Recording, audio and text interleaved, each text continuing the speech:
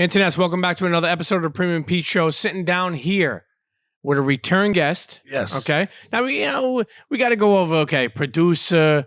We'll say entrepreneur. We got to say entrepreneur because there's a lot of things coming up. Radio guy. Radio guy's a funny one. Yeah. I would say a visionary. I would say a lot of things. My friend Static Selector.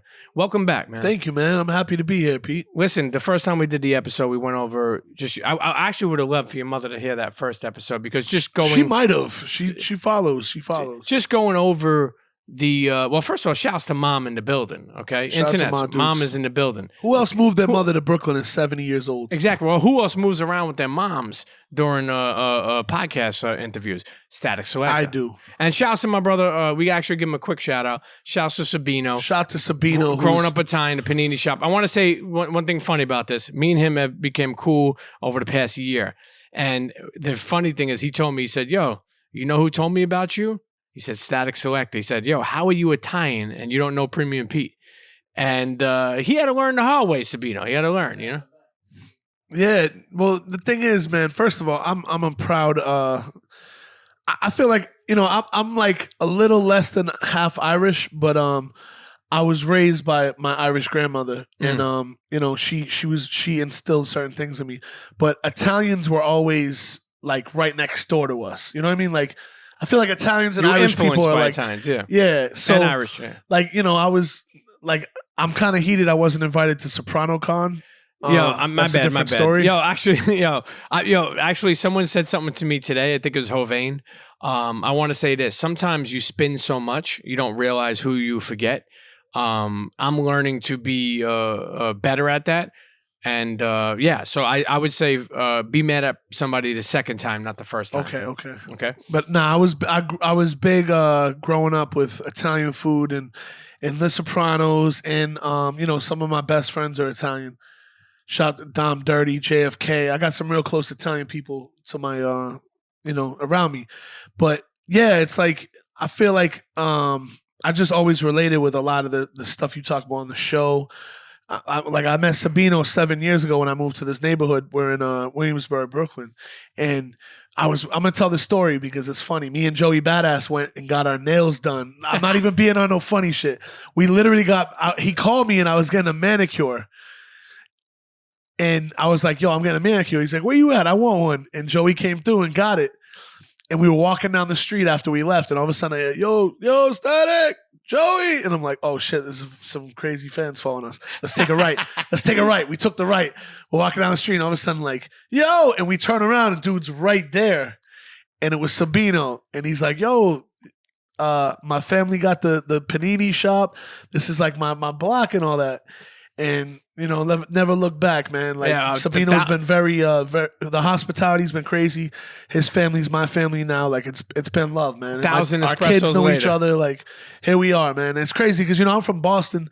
I'm from New England. I lived in New Hampshire, Lawrence, Boston, all over the place. And it's crazy because the kind of hospitality and the kind of people they are here are very similar to where I grew up, and it's like a family thing. Yeah, and one thing I like is whenever I come and visit Sabino, but this is before like this crazy world going on now, but Static was like, hit me next time, we have espresso. So I look forward to us getting back to knocking down espressos. Yeah. I will say this, the first time that you came on the show and now that you're a return guest, one thing I love is your support for people and artists is still there. It's at a high level, but the difference between the last time we sat down to now is the support from elevation from other people is at a high level. We think about Nas. We think, at that time, not saying we weren't. Was I even signed to Roc Nation at that point? No. See, it's been a minute. So, and then just the support and the love from Nas, the Eminem record. I'm signing J, Nas, and M in 3 different ways right now. That's cool. Actually, man. break that down. That's cool. Break that down. So I've been on Shade 45 for 15 years now. Congratulations. Eminem, shout out to Shady Records. That's a weekly thing. Thursday night, 7 to 9 Eastern time. Show off radio. We broke a lot of. Don't get it twisted. And I stand by this. I broke more artists on that show than anyone's broke on the radio in a long time. Mac Miller. Oh, you want me to do the list? Yeah. Why not? These are first times on the radio. None of these artists I'm about to mention were on the radio before my show. Mac Miller, Freddie Gibbs, Action Bronson, Joey Badass, Griselda, Chance the Rapper, Vic Mensa. I know I'm forgetting people. That's the sad part. It's okay. And a lot of freestyles. A lot. You know, I was just actually here. Logic. Yeah. Really? Man, it goes on and on.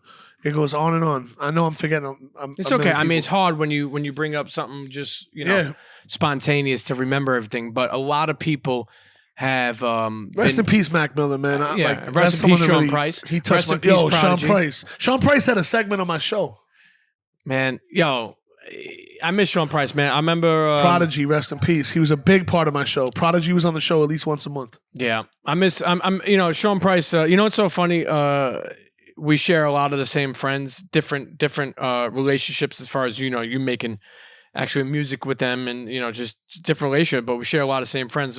I was telling someone earlier when we lost Sean Price, that was a big loss. I remember you doing the Duck Down memorial, and me, Combat, rest in peace. Man, I hate saying so many rest in peace, but rest in peace, Combat Jack. Man. Yeah. That was when you think about it. I remember Bun. Remember Bun sent that for Sean Price. He sent that little tribute. He gave it, and we played it, and I sent it to you. Yep. Wow.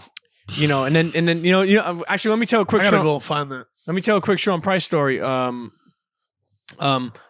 He it's so funny. He really liked Bun B, and he knew I was really cool with Bun B. And I remember him even being a real Brooklyn dude. And what I mean by that is he was like, yo, I like the dude. I mean, I ain't on his dick and shit. I don't give, And I'm like, nah, yo, Sean, you don't got to tell me that. Bun is a fucking great guy. He's a fan of you. And I remember the last song we did together? Yeah. What I'm saying is, it was Sean he Price, wanted to do a song. I said this on a show before with you about you. He wanted to do a song with them. I connected them. I put them on text. It didn't never happen. But you put it together with Sean Price, Styles P, and Bun B. What's the name of the song? It's called Top Tier. Top Tier. The beat is crazy, especially how it just drives up like that. Three incredible artists. But I did that in my daughter's room. There's a crib, like a little kid's bed, where I made that beat right now. What's that called again? The room? Harley Hall's House of Hits. But no, it wasn't called that then. That was just another show-off basement. Now the studio is Harley Hall's House of Hits because she's the boss. When we think of Static Selector and we think about the intro drop, who the hell is that again? The girl that goes Static Selector. Yeah. Her name's Erica. Shout out to Erica. She's from Brockton, Massachusetts. She lives in Miami now. Yeah. Did she ever think that you would hear her name on different tracks? Nah, when she did that, I'm going to tell you actually, we went on a date to see Brown Sugar, the premiere of Brown Sugar. Brown Sugar. And that's a good movie. I love that movie. I used to love her tattooed on my arm. It's one of my favorite Common songs. And I showed this to Sanaa Lathan, and she didn't know what it was, and it broke my heart because Sanaa Lathan plays the editor of XXL in the movie that raps the song. And I showed it to her, and Angie Martinez was standing next to her, and Angie went, "That's a damn shame." But anyway, Erica, shout out to Erica. She did the drop. We had a date. We went to see the premiere of Brown Sugar and went back to my crib in Roxbury, Massachusetts. And I said, "Yo, with your funny accent, just say my name." And she did the drop, and here we are 19 years later. It's been some hell of a journey. 15 years on radio. No, 24 years on radio. Oh, that's right. Boston 15 radio. years I on forgot. Shade 45. Yes, that's right. I forgot. I started radio in 96, man. I was 14 years old. I remember when we did the first episode, I remember G-Spin hitting me, telling me, like, man, that was a great episode with Static. Shout out to G-Spin. When we think about just coming from... what? I don't want to cut you off, but I just sent G-Spin a box this week with something that means a lot to me. Sabino, let me get that. This is for Premium Pete. Really? So let me explain this real quick. I just sent G-Spin this week because he was on my list of people that I could no way not give him this. Everybody knows the Roc Nation hats, sure. right? This is a collaboration with me and Emery. Shout out to Emery. Shout out to Emery. They never did Celtic Green before. This is for Boston, right? Now, check it out. We got the show-off logo. This ain't no stitching. This is the show-off logo and like a rubber material on the side, right? The back of it says Static Selector. And on the inside has 603, that's New Hampshire, has 857 Boston, 617 Boston, 781, which is like Lynn and like North Shore. It got 978, which is where I'm originally from, Methuen, Lawrence. 508, that's the same thing back in the day, but now that's other parts of Mass. You understand like where I come from to do this? Like, I only have a certain amount of these, and that's for premium Pete. Man, first of all, thank you. First of all, I'm proud that your vision can lead to other things. You know what I'm saying? Like, think about it. You have built that's one thing that I'm very proud of you about. Thank you, man. You have never gave up, right? So this is the power of never giving up. I say it every interview, man. Yo, Jay-Z said the realest shit of all time. He said the genius thing we did was never give up. Yeah. And that's all you got to do is never give up. No matter what you do in life, just don't give up. You take a break, you probably will lose. You got to just stay at it. I mean, it's funny because whenever I see you, I always think about this 2 Chainz album. And it's finally coming out. And I'm like, yo, when the fuck is this 2 Chainz album coming out? But and 2 Chainz, if you're watching this, you know what it not. Listen, he just made a power move by dropping the album he just dropped. Okay. I'm pretty sure he's off Def Jam now. Okay. So now it's like you're about to see a new wave from 2 Chainz where he's running his not that he wasn't running his own career, but he's about to do like whatever he wants. Man, from the last time you sat down with me, you then go do a song with it for Eminem. That wasn't since then. How long was Eminem? Before that. Maybe that you did song Eminem. Was 2014. Then. Okay, so yeah, you're right. So maybe I sat down with you 2000. I got 2 records with Eminem. But. Let's go to. Did you see his Spotify numbers? No, what is it? He did 4 billion this year. I seen people post like 1 billion and be like, "Wow, 1 billion, 4 billion." Like that shit's crazy. Yo, you know what's crazy about Eminem, and one thing I admire and is that think about how much he's worth, right? And think about the deal that he had. So you never hear unless he says it that it was a bad deal. Yeah. What I mean by that is like it's been renegotiated, but they gave him a chance to make money, and people were able to make money. Something that doesn't really happen. I mean, we think about it. You were sitting down for an episode. You hear about it. I'm sure. Nas has done that. Jay's done that. A lot of people have done that where like they get, not for nothing. I'm proud of this. What's today's date, man? As of I think tomorrow, December 6th. In 2 days from now, I own every single master of all my albums, except the new one because I just dropped it. Yep. But all my other albums, I own the masters of now. I'm happy about that. I mean, that's an accomplishment. When you think about a kid from Boston, it's crazy to me. New Hampshire, I don't even all know over, man. I lived in Massachusetts for 14 years. I lived in New Hampshire for 8. 508, 978. I've been in New York for 16, though. How crazy is that? I lived in New York longer than anyone. One thing that you do is, like I said before, you support a lot of artists. And some may say that's your job. I say that's your passion. I love hip hop, man. Yeah. Like I take it serious. I protect the word hip hop. And sometimes I get a little too passionate where I get in problems sometimes. I've been chill with it lately, but my Twitter fingers back in the day, man, you're not going to just throw that word around and disrespect it. Like that shit means too much to me and all my friends and family and people that have, bro, do you understand what hip hop has done for like everyone? But I'm saying like the significance of it and people throw that shit in the dirt sometimes makes me sick, bro. Yeah, especially when you think about the longevity of it. It needs to be preserved more. It's got presidents elected. Yeah. It's got people moving different places in the world. It's brought people to corners of the world that would never be there ever without it. I mean, it controls the world. It's straight up and down. It controls the world. It controls pop culture. It controls the kids. Then that's why you'll see fashion. Yep. The food. Yep. The drinks. Yep. What are we talking about, man? Listen, what about Millie's? Yo, Millie's is on a roll right now. He's he's on that list of he got the hat. Cambridge? Yeah, shout out to Cambridge, Massachusetts. I spent a lot of time there. If you don't know, Cambridge is on the line of Boston. It's across the river, but there's like a weird territorial thing where people from Boston hate saying that Cambridge is part of Boston because it's not part of the like Boston police can't go in Cambridge. It's Copy. Cambridge. So it's like Jersey City to Manhattan.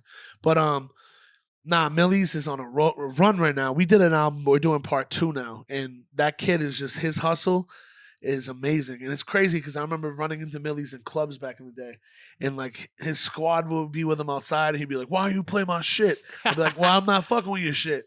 And then fast forward how many years later, he now like that kid's an amazing artist, man. Shout out to Millie's. Shouts to Millies for sure.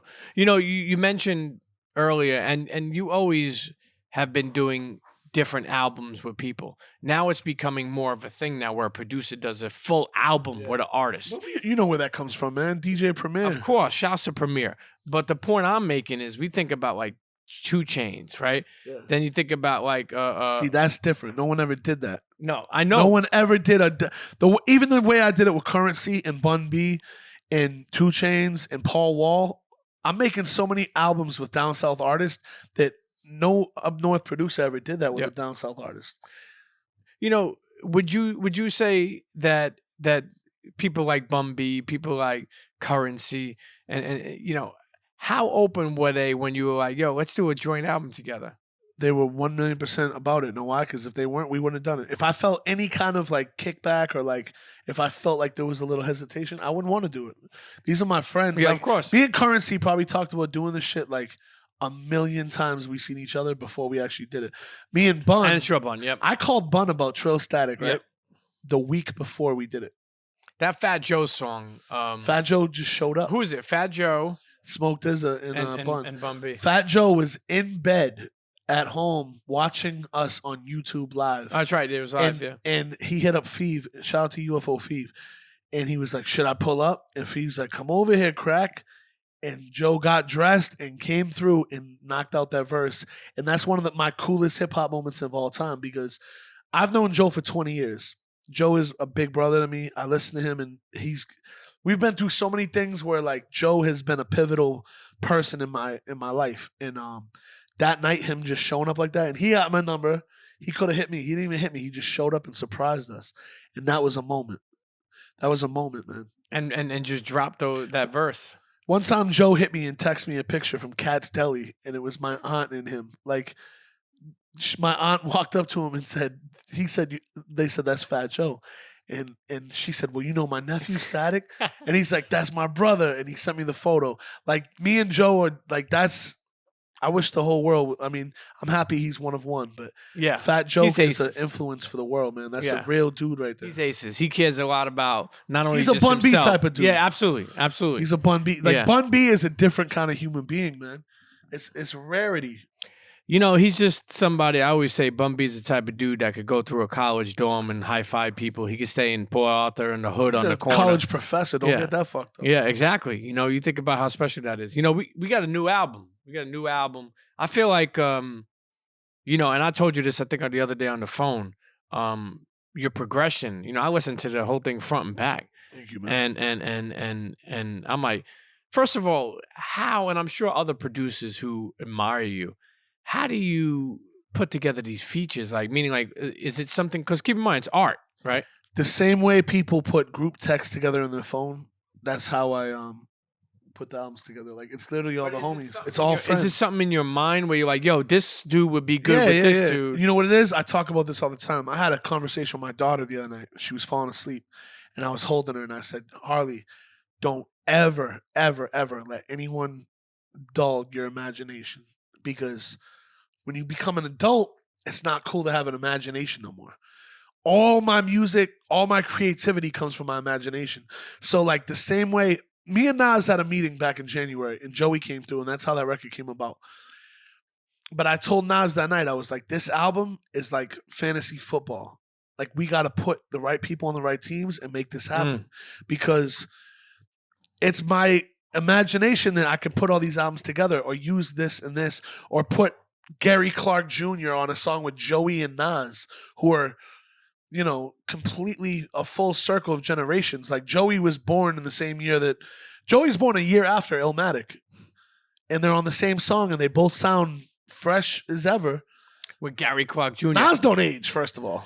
Nah. But it's crazy because it's my imagination. I get to do all this, and when I could be in my darkest moments in life where the worst things happen, whether someone passed away or a breakup or this or that, and I sit there and I just put my imagination to use and make these hip hop records. And I told my kid, I was like, she's 5 years old. I was like, don't ever let anyone dull your imagination because it's the first thing people do to you when you grow up. They want to take your joy, and don't let anyone do that. Yeah, no, that's very powerful. You know, when you think about even I actually realize how many times I'm saying, when you think about, I'm like, damn, man, what the hell am I saying that shit so many Very times? Italian. Yeah, exactly.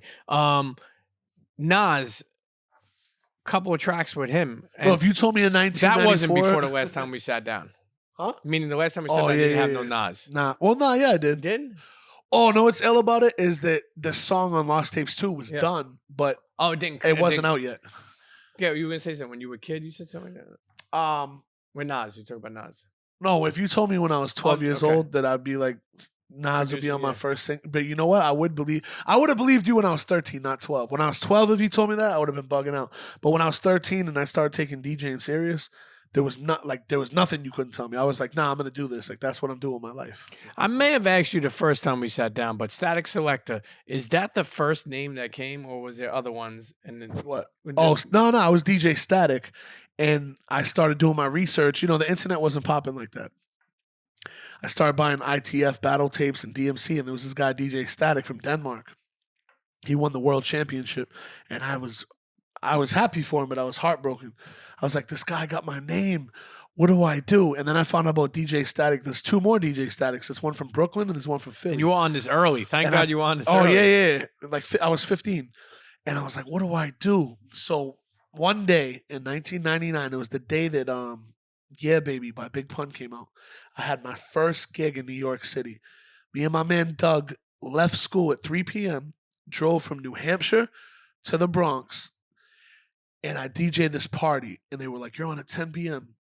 I didn't go on until like 1 a.m. I was 17 years old. I didn't go on until 1 a.m., and I didn't get off till at least 4 in the morning. And the dude on the mic grabbed it, and he was doing this reggae shit, and he was like, blah, blah, blah, Static. He goes, what's your name? I go, DJ Static. He goes, Static Selecta. And I was like, oh, shit. There's my name. Because Selecta just means DJ. And I was I'm heavy in the reggae. Don't test me with that. Like, I'm heavy with reggae. So when they did that, I was like, that's it. That's my name.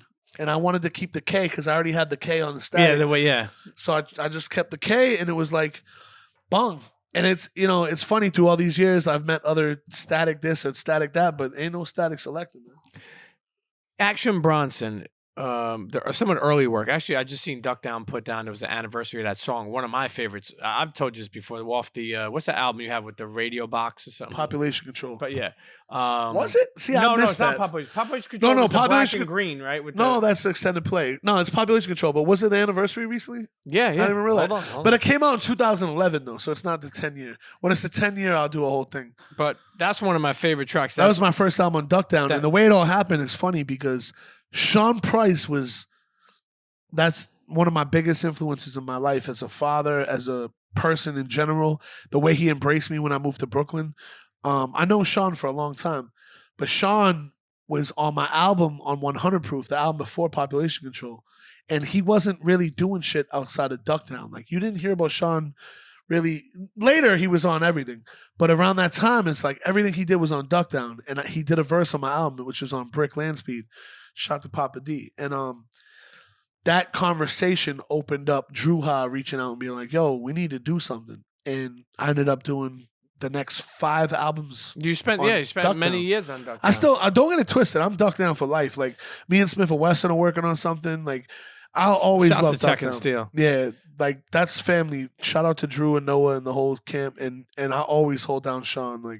Like this new album I just dropped, it's kind of the end of a chapter for me because it's the last Sean verse I had that no one heard. Oh, so you put it on there? All that, like, when I get the statements from the album, yeah, every cent going to Little Sean and Bernadette. Like, so that was an old. Well, it can't be new. He's been gone for 5 years. No, I don't mean that, but meaning like you never got a chance to put that out. No one ever heard that verse. Damn. Oh, trust me, the internet will call you out. No one ever heard that verse. In the beginning, you said something. You said you signed to Roc. You said Jay Nas. Like, I don't think we didn't break that down. Explain how that all happened. Well, I was in a situation a couple of years ago where I was like feeling a certain way about just where I was at, and I was like, I need to, get my situation right. And I was in Miami for Art Basel, which is one of my favorite things. It's actually going on right now on the low. It's happening. Basil? It's super. It's going down on the low right now. That's I wish I was crazy. and it's like, Florida don't give a fuck, but it's like some low key shit. At all. Like, Florida don't care. So I was there and I went to this Locks Drink Champ shit, and Christy Clifford, who's an old friend of mine, was there, and she had brought up a story about the Locks album, and she was like, I don't want to say too much information, but somebody said, "Why isn't Static on the album?" And she's like, "He is. It's just not, that song's not done or whatever." So when she brought it up, she was like, "Who's managing you right now?" And at the time, shout out to Fat Gary. Fat Gary was handling my shit for a long time. But I was like, I'm open to ideas. What's up? She's like, "Would you want to come to Rock?" I was like, "Hell yeah!" And I ended up going up there playing the album. Ty came in wilding out. Like it was some good times, man. And I ended up signing to Rock for management, and I'm still signed there. Shout out to Freaky Ayo, who handles my shit now. It's been a great experience. I'm really happy up there right now. This year has been kind of Sure. We've refreshed everything this year, the beginning of this year. And shout out to Hank, who's if you don't know who Hank is, he's the man. He's a very motivating dude. He handles Alicia Keys and the Jonas Brothers, and he's out of here, bro. He's the man. And Hank got more involved with me. Shout out to Mike Brinkley. It's all full circle for me because Mike Brinkley called me back when I did the Nas, Jay-Z, Black Republicans. Me and Big Mike put out a tape, and we were the first ones to play the song. And I got a couple calls from random people that were like, "You better leave New York because I heard people were looking for you." Like, people were heated. It's a long story behind it. But Mike Brinkley called me, and he's like, "Yo, Nas wants to talk to you." And I was like, "Oh, man." He's like, "Nas wants you to do his mixtape." I was like, "Oh, shit." So it like flipped around, and I ended up, shout out to Nas and Mike. But it's crazy because Mike's at Roc Nation now, managing me as I'm putting out this album on Nas's label. And it's just like full circle. That's 14 years later. Yeah, that's crazy when you think about the politics of that. Also another memory that I remember from you is having Mac in the studio at first Sirius and Bun coming in. Oh yeah, that was a little bit later. But Mac had never even been was in New Bun York. sitting down already? It was Tony Touch's show. But Mac was sitting already, and Bun came Me, in the door. Bun, and Mac were all booked separately for Tony's show, and we ended up being in the room together. And it's crazy because I had a song called "Happy Days" that was out at the time with Mac and Bun on it with Term. And it's funny because it's all energy, man. Like the planet will align things. Does his family do you speak to anybody in there? Are they? I'd speak to Q. Shout out to Q, Mac's manager for years. I've never really spoke to any. I met his mother once. Yeah, man. Shout out to Mac Miller's family. Like, what a huge loss. I talk about this all the time. Mac Miller was sitting at my computer in my basement, going back and forth with Donald Trump on Twitter. He was typing to this guy, and I'm like, "Yo, fuck this dude," blah blah blah, and he's just going back and forth with him. And now Donald Trump is the fucking president of the United States, and Mac is dead. That shit is like some Twilight shit, bro. Like Twilight Zone. What? Like, it don't even make sense to me. Sometimes did that wake you up as a friend? Like, meaning like sometimes you don't realize what people are going through. Whoa, Mac? Yeah. Meaning like It's you're a like, very damn, I wish I sensitive could. conversation. Yeah. Mac was not new to substance. Like, you know what I mean? Like, a lot of us in the game and in the world period mess with I've done my share of illegal substances. Sure. But I think that Mac got the way he got a bad batch and got, man, that person's a really bad person, man. Like, Mac should be here. The dude got sold a bad batch, and these fucking assholes selling fentanyl and the cocaine and all that shit. I wish death to all of them, bro. It's fucked up. Yeah. There's no difference between that and putting Poison. dust in weed and not telling somebody. Yeah. It's fucked up, bro. Like, yeah. So Mac should be here. Substance abuse is substance abuse, but Mac should be here, and he would be here if that asshole wasn't selling fentanyl.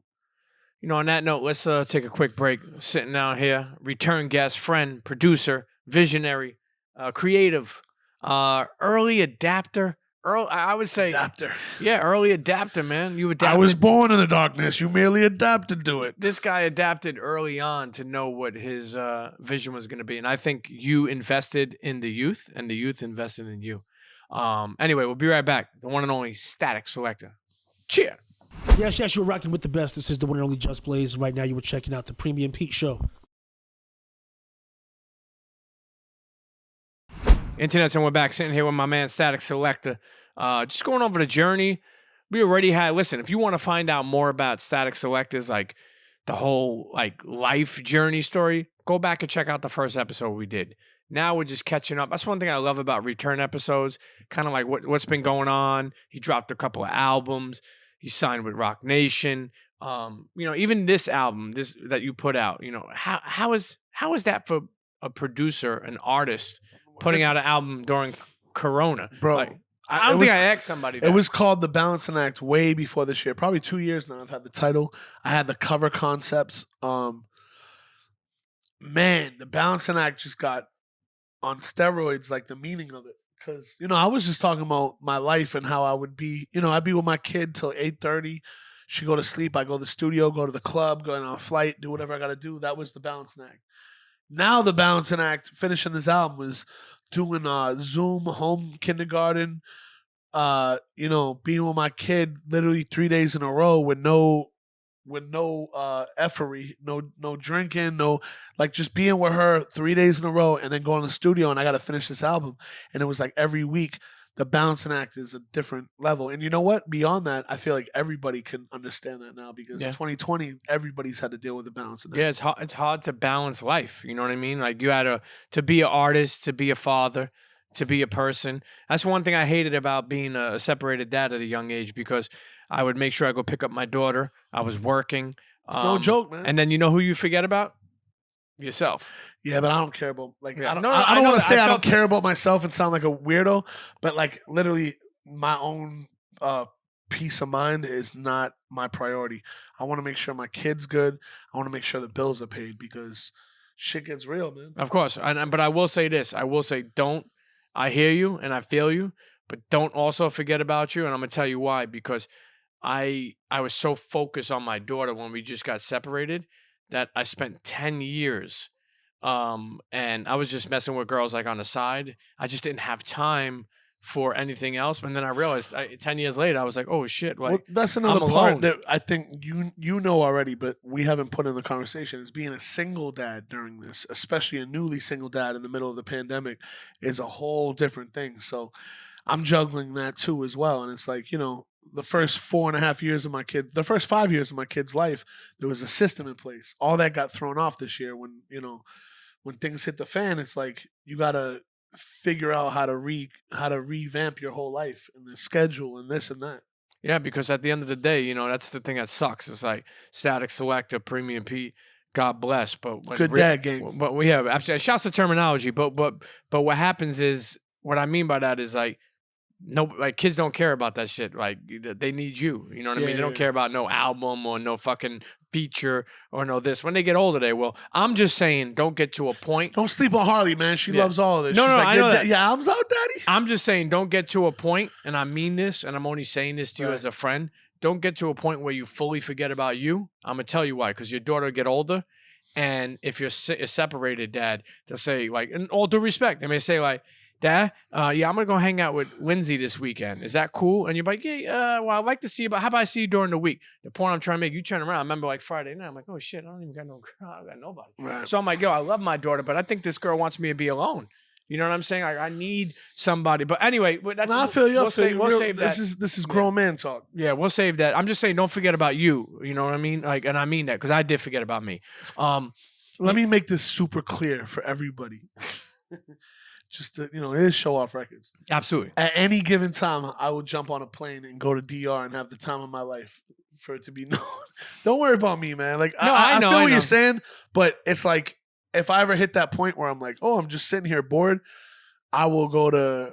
Yeah, I know what you mean. I know we live in skip away. We live in a different world than when I was coming up with my daughter, so I get it. I know what you mean. You could fulfill your time real quickly. But when we think about how many features, how many artists, how many albums you drop, And I noticed some of the cliche and corny things, but are so true. Like, who haven't you worked with that you want to work with? It's less than a handful. Okay. Is Can we say them? you can't even say worked with because I've worked with everybody I'm going to say, just not finished a record with them. Jay-Z, Kendrick Lamar, you know what? I'm going to say Scarface only because we have 2 songs we worked on that never came out. One of them came out, but the beat was so different. I don't call it my own. Even though I think he put produced by me in the credits, I wasn't even feeling that because he changed. It's a long story. It was a sample issue. Yep. Shout out to Scarface though. Yep. Who's actually a very close friend of mine, and we've had some crazy combos. Like me, Scarface that's a different type dude, bro. That's like knowing Tupac, bro. Scarface is that dude. Sometimes I take that shit for I don't want to say granted, but I'm like, Face, like I love Face, man, and I got a great relationship with him as well. He's one of those dudes. One thing I really appreciate about him is that like he ain't afraid to give his flowers. I'll call him and he'll be like, "Yo, Premium Pete, when I see your name on that thing, I pick it up." Yeah. He's like, "Cause I know you're gonna hit me with something good, and you're a good dude." So I fuck with Scarface. He's a good dude, but yeah. So go ahead. I can only name 3 people. Let me think. There's got to be more. What about actually? This is good for a return. Static Selector. What about some of the younger kids? Because you have, and I said this before, you have always been able to have the vision on younger artists to be able to like, I could help you. I could name somebody. Yeah. I mean, I can't. I mean, who? I mean, I worked with everybody, bro. Like I'm trying to think of the younger kids. Like me and Corday have already worked. I mean, even what about moving from? I like Corday, but what about even like some of these what about younger R&B artists too? What about what about somebody like Trippie Redd? And do you like those type of kids? And I don't mean not say that. This is no shade at all. I'm not too familiar with his music. I've heard a couple joints, but what about R&B? The thing that turned me off about someone like Trippie Redd is when he was caught up in that whole 6ix9ine thing. Like anything to do with any of that turns me off. Yeah, no, I get it. Now even like somebody like Lil Kel. I don't know who that is. I got to check. The cinematic signed him. Oh, Hovane's. Yeah, shout out to Hovane. Honestly, I'm not up on it like that. Kid's nasty. I'll check it out. I'm shout out to Shipes, man. Yeah. You know, me and Shipes have known each other for a long time and had we've had a lot of history. But that dude has really impressed me, and he's one of those guys that don't stop, and he just keeps going, and he built what he built, man. Shout out to Cinematic. One thing I'll say about Shipes too, you can't deny greatness. Shipes introduced me to Joey, man, and Joey's my little brother, like on another galaxy. Like I'm forever thankful for that. So it's like, the Joey Badass Static connection is like, it's almost like me and Term, like the way me and Joey don't miss. He's been a blessing in my life. So shout out to Joey. He knows what it is. Somebody like Terminology, when we talk about him, and we spoke about him the last time we were on the episode. Actually, I'm going to say something right now, and I'll hit him. I don't think I have his number, but I'll hit him afterwards. I'm going to sit down with him. It's probably long overdue. That dude never said nothing to me ever. Like where some people like, you don't fuck with me. You never had me on your show. I like the dude. I just never thought to have him on. That's probably my fault. I also like your support of him over the years. It's actually, like a brotherhood. Yeah. You always kind of like, I just think it's powerful as a friendship and as artist that, I feel like you always, not saying he's held his own, I'm saying, but you always tried to put him in a great position. Yeah, no, it's always been, me and Term always had like a competition, like a friendly competition, because, we were both born in the same hospital, same year.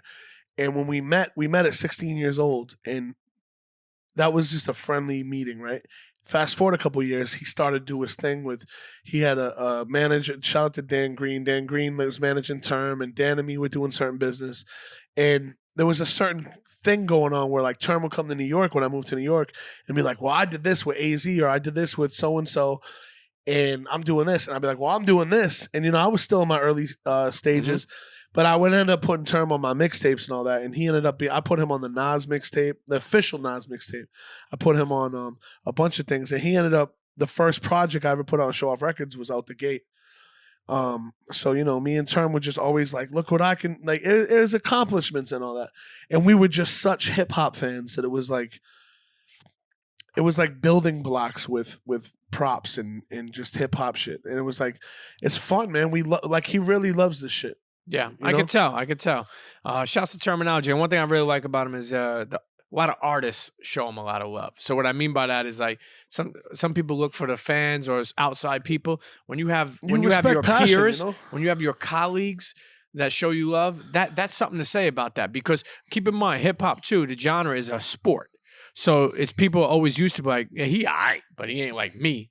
Like it's like a narcissist. Term game, takes you know? pride in Yeah. you know, bodying people in songs. So he loves to do it, man. Like he loves to get on records and just do what he does. So it's like you got to respect the passion in there. Yeah. You know, the balancing act. Yeah. Out now. Okay. Stream it, buy it. Don't stream it, buy it. Okay. Well, actually, yeah, I know. I always forget. Thanks to for say your that. 2 cents for playing my album 20 I know, times. it's so terrible. Let me ask you: do you think we can see change in that? Nah, I think we're in a good place with merch and with vinyl, and people want to collect things again, and that's great. Yeah. Because I feel like there was years where like no one cared about collecting anything. Yep. Vinyl is back. Vinyl's more. It's not back. It's more than ever. Let's just say nostalgic stuff will Hip hop some- vinyl is selling right now more Yeah. than it ever did in history, ever. That's crazy.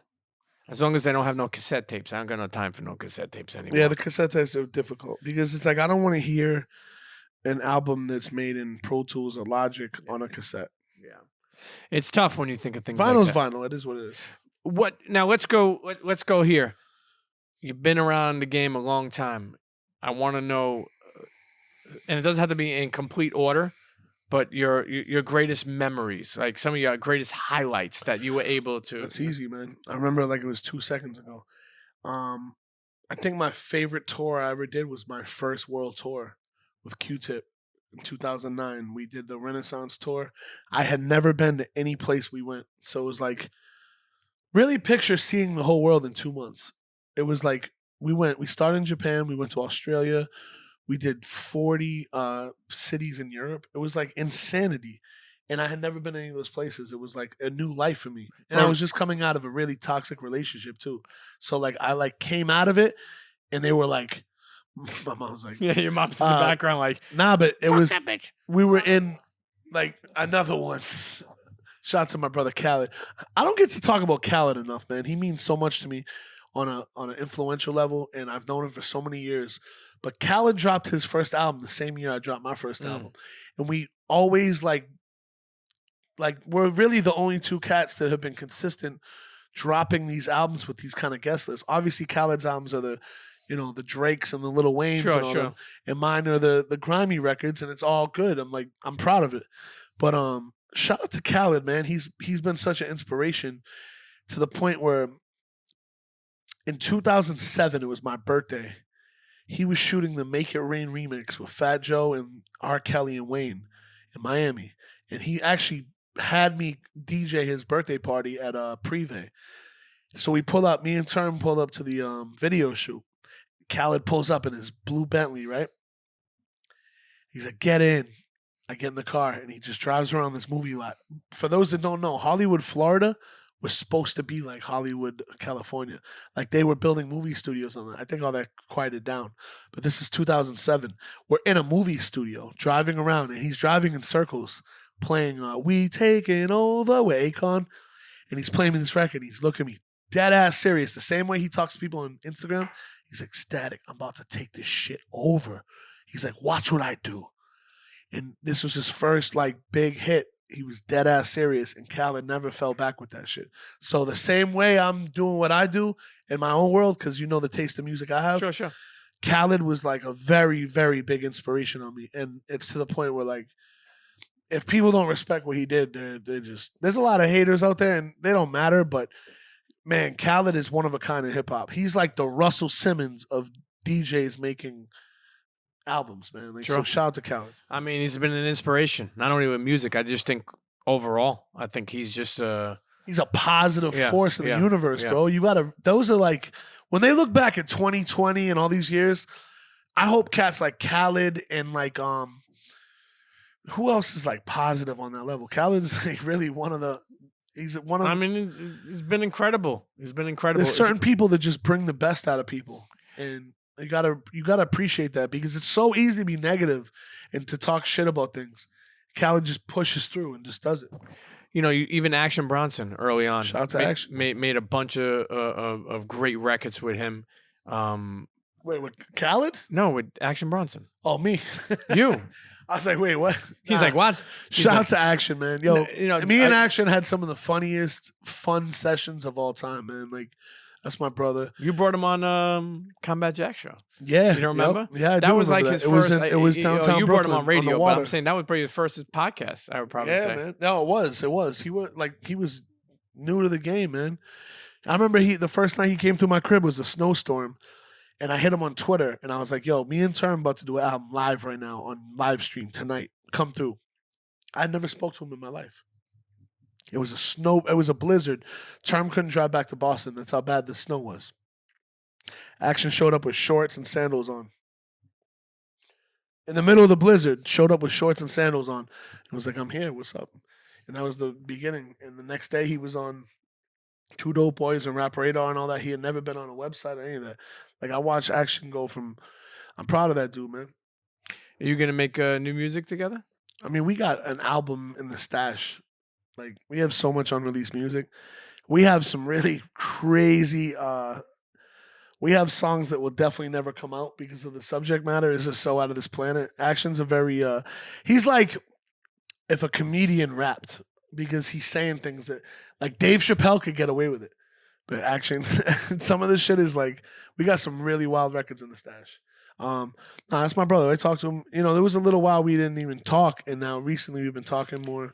And Yes, I mean, look. To be honest with you, shit happens sometimes, man. Of course, Like, of sometimes course. people, you just don't talk, and it's all It's just love. busy. You know what I mean? It's like Listen, things happen, but there's history made. Yeah, and when yeah, there's of course, history of made, nobody course. could ever deny that. that So, album, man. Well done. That album did numbers too on the low. No one ever really talks about it in that way, but that shit got like 80 million streams or some shit. Really? It's crazy, yeah. That's crazy. Listen, the balancing act. I want to re-speak my words. Don't stream it. Buy that motherfucker. And also, isn't there a website that has the vinyl and where can Tough they- Kong, shout out to Tough Kong. It's Italian. It's Italian. Really? Yeah, it's Italian company. Yo, low key. I hope you understand this. Sabino and Pete, they're low key. They saved the vinyl hip hop shit. Like Tough Kong is a company from Italy. The dude Dominic lives in Italy, and I think so. And I'm positive it's in Italy. I don't know if it's in Rome or not. But yo, the company and what they're doing for hip hop right now is insane because they're doing represses. Like they're probably the number one independent vinyl company in the world, and it's all from Italy, man. Shout out to. I can't wait to go back to Italy. Listen, it's a beautiful place to be. You don't spend a day in Italy. You spend 2 weeks in Italy, Right 3 up. weeks in Italy. It's just an experience. It's not really a vacation. It's an experience. The funny thing is the first time I went out to Italy, they introduced me to my cousins and they had blonde hair and blue eyes. And I'm like, who the fuck are these people? I'm like, I didn't understand. But what's so funny about Italian Americans versus Italians? Like I ate their pizza. I was like, this is garbage. Like they're like, what? In Italy, Yeah, because Yeah, it's not but that the good. food, the pasta, the food's crazy, the, but the farm to pizza's not table it. is incredible. Like It's- for some reason, it's the same thing. I feel like it's the same thing with Irish people too. Is like, yo, Irish Americans and Irish people are two completely different things. yeah. And the food too. I mean, I was never really the biggest fan of Irish food, but when you go out there, it's like the mentality, everything is completely different. Like Irish Americans, to me, is like some of them my heroes. And then you go out to Ireland, and it's a whole different world, but you go out to Ireland and like they just got a different mentality with things than we do here. Because in America, I feel like I gotta be careful what I say. Irish Americans are more like from the dirt, and they had to build Straight their out shit the up. mud. Straight out the mud. Absolutely. They're hustlers. Absolutely. But I will say this: the first time I ever went to Ireland, I went to a record store and I had to buy needles, and I tried to buy the Stay in needles. 360s. And they were Not playing they were Shore for the 4040s, whatever. The dude was like, I can't take your money. He's like, thank you so much for like, I love Ireland. It's love, but it's just such a different planet. And I never understood that. I don't think a lot of people do if they don't leave the country. the American version of things is completely different, but it's just as beautiful as other places. Like Italian Americans, Irish Americans, African Americans, like it's all different Sure. versions of things, but it's like it's a whole different experience, and you don't really figure that out until you go there and see it. Sure. You Get know, your passport. get your passport stamps up. Well, right now it's a little tough. Lastly, Thanks, I'll say, Trump. as we wind this, I know, right? As we wind this Literally, thanks, Trump. up, as we wind, Dickhead. FDT, Bro, I knew this was all gonna happen in some way or another back in like January when I have a global entry. Okay. And I got that email like you can no longer get it, and I was like, what? And I really looked it up. Did you know it's because New York State was beefing with? There was some beef with Trump and Cuomo that Trump shut down the Trusted Traveler program only for New York. That's the only state in the country he shut it down for, and he's from here. And I couldn't get the global entry no more. Yeah. And now I got an email this month because of he's trying to get points now. Oh, Now it's he's open opening back up. It's Yeah. open back up, dude. Fuck you. Hey, listen, man. For people who are listening or watching this episode that may not really heard a lot of Static Selector, what would you say is your? Have you figured in your mind, or like what is your like how do you make music? Like, is it like burning candles? Nah, is it bro. dark It's rooms? Hennessy and cigars. Okay. I mean, at the end of the day, I'm a kid that grew up idolizing Premier and Pete Yep, Rock and Gangstar. Q-Tip and all that. Rest Dr. in peace. Dre. Rest in peace. Guru. I got Gangstar tatted on me Yeah, right yep, here, yep. man. And thank God for DJ Premier. He already knows how I feel about him, but like for that, not only to be my inspiration and my idol, but now we're brothers. It's like it's crazy. But rest in peace, Guru. A lot of people don't know I DJ'd for Guru a couple times at the end. Yeah, And, yeah. I think you told me when you were still in Boston, right? Was that? No. Oh, you Oh met no, him I in knew him Boston? when I lived in Boston. Yeah, yeah. But nah, when I moved to New York, Fat Gary was like, "Yo, Guru got a gig in Pennsylvania, this or that," and those were the beginning of the Solar episodes, which is a whole different thing. Solar, if you're out there, you can kiss my ass. Yeah, positive energy. That's it. Positive vibes only. The balancing act. Static Selector. Actually, for people who may not, they're just listening. Run down the album. The new album is Black Dot, Joey Badass, and Nas on the same song. Another Joey record. Killer Mike, 2 Chainz, and Conway on the same song. Jack Harlow, Bun B and Havoc with a tribute to Prodigy and Pimp C. That's goosebump material. MOP, like I got Fame with Smoke Dizza and Rim. Shout out to Rim the Villain, who I met through Sean P. And I had Sean P's on the album. Thurston Howell the Third. Method Man and Dave East on the same song. Fuck. It goes on and on and on and on. Term with the Locks, man. Term with Styles P and Jadakiss. There's so many records. It's a lot. Listen, it's crazy. Like I said, it's always great for a return episode. We get to catch up, get to find out what's going on. Listen, the contributions are crazy. Your journey is continuing. You know what I'm saying? And Just getting started, man. Yeah, I yeah. look at it like this. When I was like looking up to all these people, right? I was looking at the age. And I'm the age right now that a lot of them were when I was looking up. And now I'm watching them now, right? And they're way older. They're in their 50s.